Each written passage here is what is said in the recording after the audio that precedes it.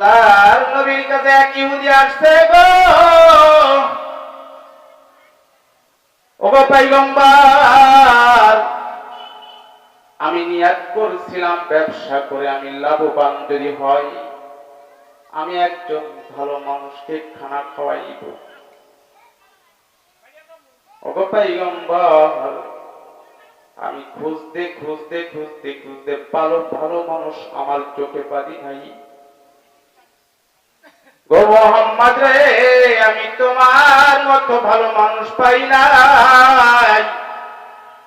আমি চাই তোমাকে আমি একবেলা খানা খাওয়াইতে। মোহাম্মদ, তুমি কি আমার বাড়িতে খানা খেতে চাও? আল্লাহর নবী ইহুদিকে রেখে বলে যে, ইহুদি রে, চাও খানার ব্যবস্থা করো, আমি তোমার বাড়িতে আমি খানা খাবো। ইহুদি তো আনন্দের সঙ্গে খানা রেডি করছে, সাহাবীদেরকে সঙ্গে করে আল্লাহ রাসূল নিয়ে গেছে, খানা নিয়ে বসছে। তো ইতিমধ্যে স্মরণ আসছে, তো এত একজন ইহুদি, এর বাড়িতে আমি তো খানা খেতে পারি না, আমি একে দাওয়াত না দিয়ে খানা খেতে পারি না। ওগো ইহুদি, তুমি আমাকে খানা খাওয়াইবা, এটা তো ভালো কথা। ইহুদি, তুমি তো একজন ইহুদি, তোমার বাড়িতে আমি যখন তখন খানা খেতে পারি না। তবে তুমি যদি মুসলমান হতে পারো, তুমি যদি আমার কালমা যদি গ্রহণ করে নিতে পারো, তুমি যদি ইসলামকে গ্রহণ করে নিতে পারো, তাহলে আমি তোমার খানা খেতে রাজি আছি। ইহুদি চিন্তা করতেছে রে, আমার বাড়িতে মুহাম্মদ খানা খেয়ে চলে যাবে, কেমন কথা কেমন কথা কেমন কথা, মানুষে আমার সমালোচনা করবে, মানুষে বলা বলি করবে, মুহাম্মাদের বাড়িতে খানা না খেয়ে চলে যাইতেছে, মুহাম্মদ আমার বাড়িতে খানা না খেয়ে চলে যাইতেছে, মানুষ ধিক্কার জানাইবে। আমি একজন সমাজের নেতা, আমার বাড়িতে মুহাম্মদ না খানা খেয়ে চলে যাবে গো, এটা তো ভালো কথা নাই, এটা ভালো কথা নাই। আল্লাহর নবীকে ডেকে বলে, মুহাম্মদ রে, আমাকে কালিমা পড়ায়া দাও, আমি কালিমা পড়ব, লা ইলাহা ইল্লাল্লাহু মুহাম্মাদুর রাসূলুল্লাহ। ইসলাম গ্রহণ করছে। আমাদের দেখেন না, স্বার্থের ইসলাম গ্রহণ করে। ভোটের সময় পাঞ্জাবি একটা, সাদা পাঞ্জাবি, টুপি একটা মাথায়, তার 5 ওয়াক্ত নামাজের জায়গায় অনেক সময় 10 ওয়াক্ত নামাজ পড়ে থাকে। হ্যাঁ, এটা কিসের কালিমা বলেন তো? স্বার্থের কালিমা। এটা স্বার্থের মাথায় দেওয়া।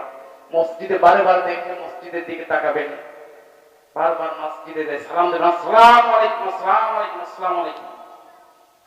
কেন সালাম? এই সালাম তো স্বার্থের সালাম, এটা তো আসলে সেই পুরুত্ব সালাম না। তো ইহুদি কালমা পড়ছে বটে, আল্লাহ রাসূল আনন্দের সঙ্গে খানা খেয়েছে, সাহাবীদেরকে নিয়ে, সুবহানাল্লাহ বলে, খানা খেয়েছে।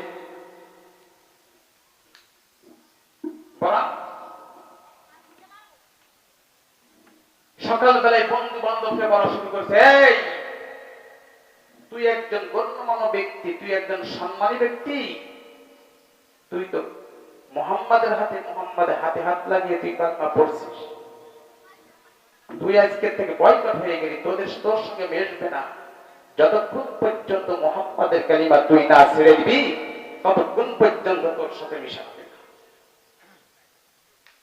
তাহলে কি করা যায়? তাই তো সমাজ থেকে আমাকে বঞ্চিত করে দিয়েছে, এখন কি করা যায়? বন্ধু বান্ধবকে নিয়ে চলে গেছে, চলো আমি মুহাম্মাদের কালিমা মুহাম্মাদের ফিরিয়ে দেব। নাউজুবিল্লাহ বলেন, আরো আসতে বলেন, নাউজুবিল্লাহ, আরো জোরে বলেন। বন্ধু বান্ধবকে লইয়া সাথে করে নিয়ে রওনা দিয়েছে। আল্লাহর নবী চেহারার দিক তাকিয়ে দেখতেছে হাসি হাসি ভাব। আল্লাহর নবী মনটা খুশি হয়ে গেছে, আনন্দ লাগতেছে। আল্লাহর নবীর এতটা আনন্দ লাগতেছে গো, আল্লাহর নবীর কাছে আসছে গো, লোকজন সাথে করে নিয়ে আসছি। আসিয়া মুহাম্মদ তোর কালিমা তোর কাছে আমি ফেরত দিয়ে গেলাম। তুতু নবীজির মুখের পরে তুতু মেরে দিয়ে বলতেছে, মুহাম্মদ গো, তোর কালিমা তোকে আমি ফেরত দিলাম। আমার এই কালিমাটা ছিল আমার স্বার্থের কালিমা। কথা বলেন ঠিক কিনা? এখন বর্তমানে নিতে আসছে সাদা পাঞ্জাবি, চেহারা দেখলে মনে হয় তাহাজ্জুদ গুজারি ব্যক্তি। ও ভাই, কি হবে? কয়দিন বাহাদুরি করবে? কয়দিন আপনার বাহাদুরি থাকবে? কয়দিন দুনিয়াকে আপনি মহব্বত করে ঘুরবেন? আল্লাহর নবী চোখের থেকে পানি ধরতেছে আর কাঁদতেছে গো, দুই চোখের থেকে পানি ওঠারে ধরতেছে। আল্লাহর নবীটাকে বলে, গো তুই কি করলি গো, তুই কি করলি? জান্নাত পেয়ে কেমন করে জান্নাত হারাইলি? তুই কি করলি? আল্লাহ তাআলা ডেকে বলে, বন্ধু রে, বন্ধু কষ্ট নিও না, কষ্ট নিও না, কষ্ট নিও না। কে সান্ত্বনা দিতেছে বলেন তো? মহব্বতের সঙ্গে বলেন, কে সান্ত্বনা দিতেছে? আরো জোরে বলেন, কে? আল্লাহ পাক কাকে সান্ত্বনা দিতেছে? বন্ধু কষ্ট নিয়েন না, কষ্ট নিয়েন না।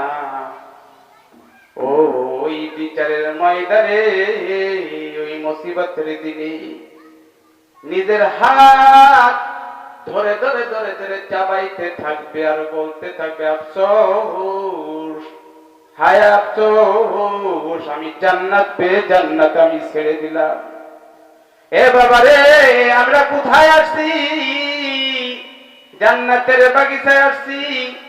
এই জান্নাতের বাগিচায় আমরা এসে আল্লাহ পাকের কাছে বলি, আল্লাহ আমাদেরকে ঈমান ওয়ালা বানাইয়া আপনি আমাদেরকে জান্নাতে নিন। সবাই বলেন আমিন।